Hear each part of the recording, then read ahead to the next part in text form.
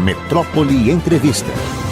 Nós vamos conversar com Ilona Szabo de Carvalho, empreendedora cívica, mestre em estudos internacionais pela Universidade Uppsala, na Suécia. Ilona, boa tarde, é um prazer conversar com você. Tudo bem? Você tem origem húngara nesse nome seu, não é, Ilona? Sem dúvida, um prazer, boa tarde. Meus avós maternos são húngaros. Meu pai era húngaro também. Então, temos uma origem comum. Eu queria conversar com você, já está aqui conosco a professora de jornalismo e nossa colaboradora Malu Fontes, que vai participar dessa entrevista também com você. Nós acompanhamos você há muito tempo. E eu queria conversar com você sobre o lançamento do seu livro, A Defesa do Espaço Cívico. E aí, Ilona, conte aí pra gente, por favor. Maravilha. Obrigada por essa oportunidade, um prazer também falar com você, Malu. A gente está aqui num momento, acho que na nossa sociedade, onde a gente está vivendo algumas ameaças, digamos assim, à pluralidade, ao diálogo, às instituições, e que me fizeram fazer aí um pouco de um caminho da ditadura, da transição democrática até esse governo atual. E, enfim, eu fiz um livro chamado A Defesa do Espaço Cívico. O que é esse espaço? Que acho que é importante dizer. Essa esfera entre o Estado, a família, os negócios, onde os cidadãos se organizam, debatem e agem para influenciar tanto as políticas públicas quanto os rumos do país. Eu sou ativa participante desse espaço há muitos anos e, de repente, em 2019, a gente perdeu, enquanto sociedade civil organizada, enquanto vários outros segmentos, o espaço à mesa. Então, eu venho acompanhando de dentro, mas também estudando de fora esse fechamento do espaço cívico e quais seriam as consequências para quem está atuando, para quem está de fora, para o país como um todo. Malu. Ilana, é o seguinte, em termos, você acompanha, como você mesmo diz, né, como a estrutura, né, dos nossos direitos, né, dos espaços cívicos no Brasil, e quando você diz, nós perdemos o lugar à mesa, né, em 2019. Até agora, nesse período, seu livro fala dessa guinada autoritária, dos governos autoritários, dos riscos disso. Até agora, e é muito pouco tempo para a gente falar em perda cívica, a história caminha muito devagar, então é muito pouco tempo, mas mesmo dentro desse pouco tempo, né, quem trabalha com direitos humanos, com violência, com garantias, com liberdades individuais, já vê assim, um escombro, né, em termos do que a gente tinha, do que a gente já perdeu e para onde a gente está caminhando.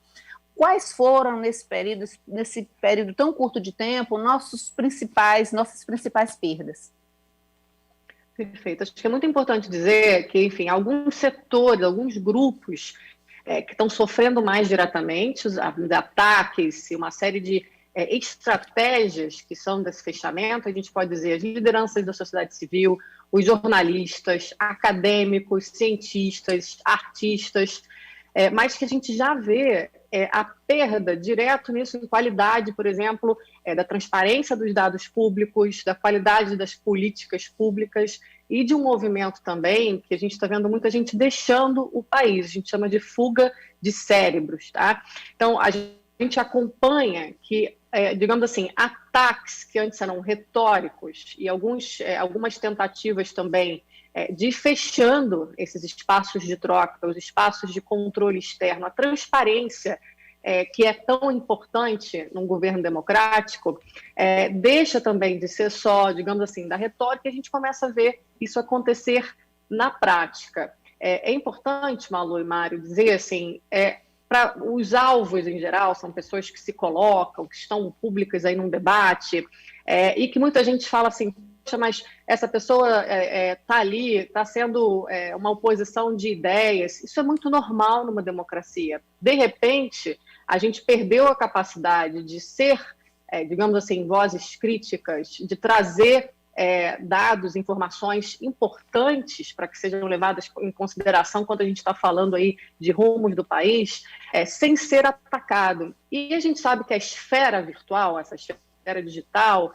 é só o primeiro momento do que está acontecendo. Porque quando você vira um alvo, por exemplo, na esfera digital, isso tem também muita repercussão na sua vida profissional e muitas vezes até na sua vida pessoal. Porque tem uma estratégia hoje em dia, infelizmente, de destruição, não das ideias, mas das pessoas, das reputações, da trajetória. Então tem digamos, uma estratégia de calar vozes que possam ser dissonantes e que são fundamentais na democracia, de uma forma ou de outra. Então há também uma escalada de estratégias que eu comecei a observar devido aí a questões pessoais que eu passei, mas também a entrevistas que eu fiz com uma série de pessoas em todas, enfim, aí, digamos, nesses segmentos que eu mencionei, e que eu comparei também com essa situação fora do país, porque, como você falou, assim, essa situação de líderes populistas e autoritários é algo que está acontecendo no Brasil, mas é algo que também está acontecendo em países como a Hungria, a Polônia, Filipinas, já tinha acontecido na Rússia, o próprio Estados Unidos, olha o que a gente está vivendo aí nesse pós-eleição. Então, há um padrão, há um método usado por esse tipo de liderança para encerrar a conversa, para dizer assim, a única verdade, a única narrativa é a que essa liderança traz. E as outras pessoas que trazem aí, estão sempre no debate, não são bem-vindas, a não ser que apoiem uma narrativa única. E isso a gente não pode mais chamar de democracia, porque, como você falou também, Malu, a gente está perdendo direitos básicos que estão garantidos na nossa Constituição. Enfim, o governo eleito democraticamente, ele está lá para nos representar, a todos, e não só uma pequena parcela da população. Ilona, tem coisas assim que me deixam muito perplexo. Uma certa passividade de grande parte da população. Eu vou dar um exemplo de ontem, assim, somente para ilustrar. Poderia ter vários. Esse presidente aí da Fundação Palmares, Zumbi dos Palmares, vai lá e retira 29 nomes de personalidades negras homenageadas pela Fundação. Gilberto Gil, Zezé Mota, Milton Nascimento, enfim. E não acontece nada, não vejo nenhuma manifestação, uma notícia na imprensa que amanhã vai sumir. É a mesma coisa que aconteceu lá no Carrefour, Porto Alegre, aquela morte violenta, aquela comoção total, né? Daqui a pouco ninguém sabe o que vai acontecer com os acusados, com o Carrefour, com nada. É como se a gente estivesse vivendo, Ilona, num torpor, não é? E aceitando, e aceitando, e aceitando até, no meu modo de ver pessimista, chegar a um estado de destruição quase total do que resta de democracia da gente. Como é que você vê isso, Ilona? Mário, me preocupa bastante. Eu acho que há, digamos assim, movimentos de resistência, mas eles são concentrados ainda nesses segmentos que estão recebendo os ataques. Eu não estou vendo, por exemplo, nem as instituições da República se colocarem contra vamos dizer, em defesa, de fato, desses segmentos. Por exemplo, quando a gente vê algumas nomeações para instituições de absoluta relevância para a política pública, como você bem mencionou a Fundação Palmares, mas não é a única. Se a gente pensar quem está à frente do Ministério de Meio Ambiente, que é anti-agenda ambiental, no Ministério de Relações Exteriores, que está colocando o país em uma situação absolutamente indefensável no mundo, enfim, multilateral. A gente precisa dos nossos parceiros comerciais. Quando a gente vê uma ministra de Direitos Humanos que vai contra os direitos que já foram adquiridos, enfim, vários segmentos da população, para não falar das mulheres, das minorias, é algo que é tão trágico. Você não vê uma reação digamos assim, tão clara contra essa subversão. As instituições, as pessoas falam, estão funcionando. Eu digo, não estão, porque há uma subversão de mandatos, há uma perseguição também dos funcionários públicos que não são alinhados a essa, digamos assim, a essa destruição das capacidades e do mandato institucional.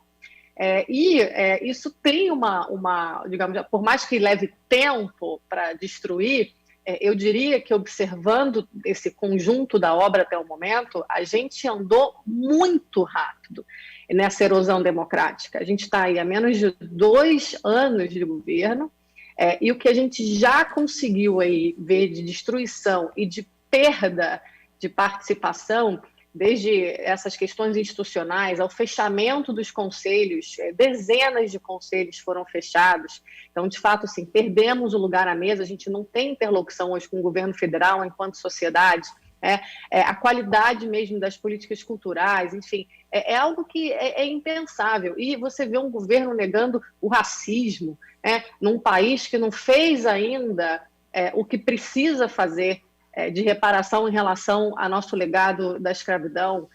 Eu acho que a gente está num momento que a sociedade como um todo está anestesiada, porque são muitas as questões, e a gente está com uma dificuldade que precisamos vencer, dessa polarização no debate, não deixar que as pessoas entendam que isso não leva, na verdade, a lugar nenhum. Quer dizer, o que mais querem mesmo é que a gente fique perdido no ruído da polarização e não consiga fazer justamente essas conexões, essas pontes na sociedade para fazer frente às ameaças que a gente está vivendo. Então, o que eu venho chamar a atenção no livro, no nosso trabalho no Instituto Garapé, é que o momento é de união entre pessoas que têm princípios comuns, mesmo que a gente tenha diferenças. Isso é muito importante hoje a gente pensar que a defesa da democracia, a defesa da Constituição, dos direitos humanos, é algo que nos vincula enquanto sociedade e que essas pontes precisam ser feitas para que a gente possa fazer um anteparo. Quando a gente olha os países que já deram aí outros passos nessa desconstrução democrática, eu diria que há esses sinais de alerta muito claros que a gente está vivendo. E se a gente não tiver essa capacidade de reagir, em pouco tempo a gente pode estar numa situação muito mais grave. E aí, quando eu falo muito mais grave, eu falo também de rupturas, eu falo de uso de aparato, digamos assim, da segurança e da justiça para perseguir, que a gente já começa a ter uma pincelada disso, mesmo que de uma forma não, digamos, institucional, mas a gente já vê membros dessas instituições também usando instrumentos legais de forma ilegítima para perseguir esses adversários, essas pessoas que pensam diferente. Isso não é democracia, isso não é uma democracia. Então, precisamos das instituições. Acho que Mário e Malu, assim, é a hora também de cobrar que o Supremo, o Congresso, façam essa defesa desse espaço cívico, façam a defesa do que há aí de mais, digamos, comum no jogo democrático. Agora, Ilona, veja o seguinte, de outro lado você tem uma grande imprensa, não é, escrita e televisão, etc., uma parte favorável ao governo, por razões ideológicas até, outra de oposição, mas uma oposição relativa. Por quê? Porque tem a parte do chamado mercado, não é? Então tem aquela parte que representa Paulo Guedes com o liberalismo de mercado, com as reformas que acham que são importantes, privatizações, e, portanto, essa grande mídia, ela não aprofunda esse combate no sentido de mostrar a situação de perigo que nós estamos vivendo. Quer dizer, faz oposição, mas não tanto. Não a ponto, até o próprio presidente da Câmara dos Deputados, Rodrigo Maia, que tem tido posições admiráveis em algumas coisas, em outras ele segura. Por quê? Porque ele representa todo o establishment, todo o mercado, aquela entidade assim tão poderosa, não é, que manda tudo. E aí a gente fica nessa situação e, enquanto isso, eu me lembro do filme de Fellini, E la nave va. Vai andando, a nave vai andando no sentido de corroer os nossos direitos e a nossa democracia. eu fico muito pessimista em relação a isso. Também estou velho já tenho direito até de ser pessimista. E esse livro seu, Ilona, já está disponível aqui no Brasil? Agora você está no Canadá, se não me engano, é isso? Isso, o livro está assim nas livrarias, enfim, também, né, pode ser comprado na internet. A gente tem uma pesquisa que embasou bastante também do livro, disponível, acessível para todos no site do Instituto Igarapé, chama A Ágora Sob Ataque. Ágora era um lugar de debate, enfim, onde nasceu ali, né, o conceito de democracia ainda na Grécia Antiga. Eu acho que é muito importante o que você falou da questão econômica, porque não é desenvolvimento econômico ou democracia, E eu acho que a gente tem aí uma dívida a cobrar das nossas elites, de que não há preço que se pague, assim, o preço não vale de forma alguma em relação aí a fazer essa troca, né, entre democracia, direitos e liberdades ou desenvolvimento econômico. Isso é absolutamente equivocado, é ultrapassado. A gente teve isso na nossa história da ditadura também, esse mesmo tipo de arranjo. E não podemos, não podemos calar, né? O que eu vejo, assim, é que, Mário, algumas lideranças muito importantes do setor empresarial e até do mercado financeiro já se colocaram contra essa, digamos assim, essa falsa dicotomia, e já também disseram em alto e bom som, enfim, que temos problemas graves com esse governo, mas, como você disse, tem muita gente que ainda não desembarcou. E a história pagará, enfim, cobrará o seu preço, né? E eu espero que essas pessoas também tenham que fazer aí a meia-culpa e que possam, a tempo de ainda reverter esse processo de erosão democrática, fazer essa defesa junto conosco do espaço cívico e da democracia. Malu? Ilona, você fala dessa erosão, né, e da necessidade de construirmos pontes. Nas últimas eleições, os mapas eleitorais têm mostrado que, embora a gente tenha, de certa maneira, voltado um pouco daquela extrema-direita, mas foi uma direita, só que uma direita mais central, que avançou em termos de conquista de votos, e que os mapas da periferia mostram que quanto mais excluídos determinados lugares do Brasil, os rincões, as periferias, mais esse eleitorado se aproximou, né, desta direita que gosta ou acha que gosta ou que defende um certo conservadorismo. E como a gente consegue, como centros de debate que querem trazer todos para a mesa, conseguirão dialogar com essas populações, levando em conta essas exclusões, que elas estão fora desse mapa cultural, desse mapa do debate, das instituições de cobrança, e que acham que um conservadorismo vai devolver um lugar de melhoria que, de certa forma, a esquerda e a centro-esquerda não deu nos últimos anos. Eu acho que isso é a pergunta fundamental, Malu, porque eu acho que a gente perdeu, e eu falo a gente, num campo que defenda mais os direitos, né? Porque parece que a gente está, quando a gente fala em direitos no país, parece que a gente está defendendo direitos de uma parcela da população e não de todos, enfim, também virou um debate muito equivocado, né? Eu acho que nós perdemos a conexão com a realidade, as necessidades urgentes das pessoas. Então, acho que o que a gente tem visto nesse campo mais conservador é que eles vão direto num ponto assim, de manipulação pelo medo. Então, tem uma coisa de quais são os seus medos, e nos valores, que eu diria assim, é óbvio que a gente quer proteger as famílias, é óbvio que nós queremos aí que as crianças tenham a prioridade em tudo, que a vida tem que ser valorizada. Então, eu acho que dialogar de forma honesta, mas que toque as preocupações e as necessidades das pessoas que de fato estão nas periferias, estão marginalizadas, isso que você bem falou, assim, dessa, digamos, a vida cultural e a inclusão mesmo, né, digamos, né, em toda a criatividade e possibilidade do nosso país, é a tarefa número 1, porque a gente não precisa estar, digamos, enquanto sociedade, numa divisão, né, entre nós e eles, entre vocês não entendem os problemas e, enfim, achando que aí tem uma elite que não se preocupa. Existe uma elite que se preocupa, sim. No sentido elite que eu falo, são pessoas que poderiam estar aí, tanto no campo cultural, quanto no campo financeiro, no campo político, trabalhando em prol de um desenvolvimento muito mais humano, sustentável, inclusivo para o país, e que não tem essa, digamos assim, esse ímpeto de dividir, de separar, porque o que eu tenho visto é que essa opção, né, de você ir para um lugar que te promete mais segurança em todos os sentidos, vai muito do desespero das pessoas também. E a falta de, digamos aí, de alternativas que cheguem próximo do dia a dia, do que aperta, né? Qual é o calo ali do sapato de cada um. Eu acho que este diálogo e este entendimento, ele precisa ser feito.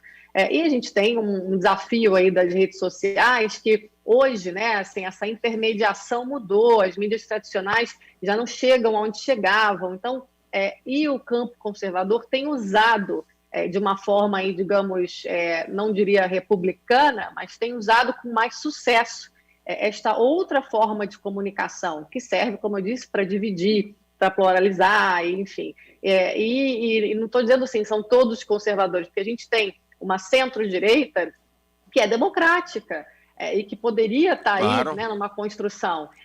Mas tem uma turma mais conservadora, que eu diria assim, os conservadores reacionários, que acham que só eles têm o lugar à mesa, né? Uma vez que estão aí no momento no poder, ninguém mais tem direito à opinião ou, na verdade, a essa influência, né, do rumo do país. Eu acho que isso não dá, né? Não existe uma verdade única numa democracia, enfim, existe uma construção que precisa estar incluindo diferentes vozes, diferentes necessidades e realidades. Ilona, parabéns, muitíssimo obrigado. Foi um prazer enorme conversar com você, viu?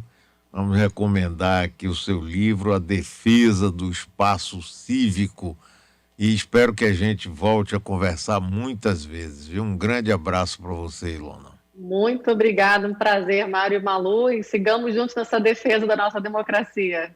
Isso aí. Um abraço, boa tarde. Um abraço, tchau, tchau. Valeu, maravilha, hein?